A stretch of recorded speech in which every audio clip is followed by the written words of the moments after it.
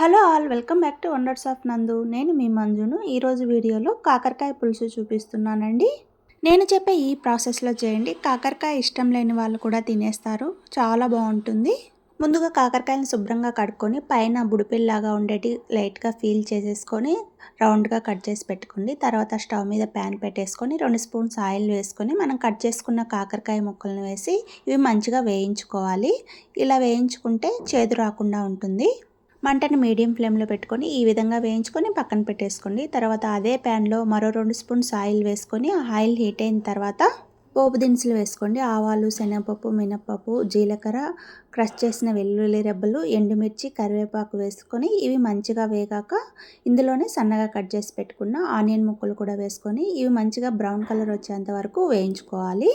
ఈ కాకరకాయ కర్రీ మా పాపకు చాలా ఇష్టం అండి. చూడండి, ఆనియన్స్ మంచిగా వేగాయి కదా. ఇందులో 2 టమోటాలను సన్నగా కట్ చేసుకొని వేసుకోండి.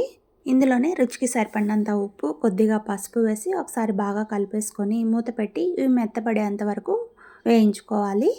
ఇవి వేగేలోపు మనం ఇందులోకి మసాలాను ప్రిపేర్ చేసుకుందాము.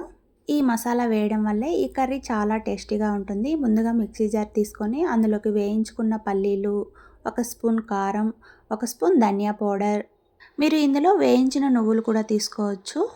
ఇందులోనే 7-8 వెల్లుల్లి రెబ్బలు వేసుకొని మెత్తగా గ్రైండ్ చేసుకొని పక్కన పెట్టేసుకోండి. అంతలోపు మనకు టమోటాలు కూడా మెత్తగా ఉడికిపోయి ఉంటాయి కదా.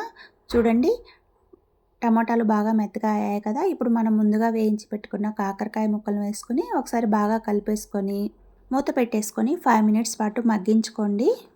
5 మినిట్స్ తర్వాత మనం ముందుగా మిక్సీ పట్టేసుకున్నాం కదా, ఆ పొడిని ఇందులో వేసుకొని ఒకసారి బాగా కలిపేసుకోవాలి. మీరు తప్పకుండా ట్రై చేయండి, చాలా బాగుంటుంది. చేదు అస్సలు ఉండదు.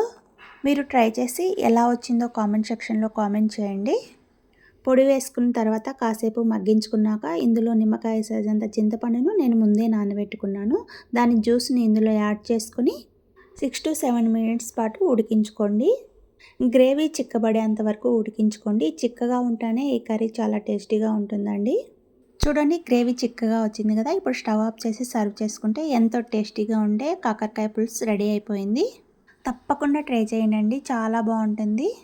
Thanks for watching friends.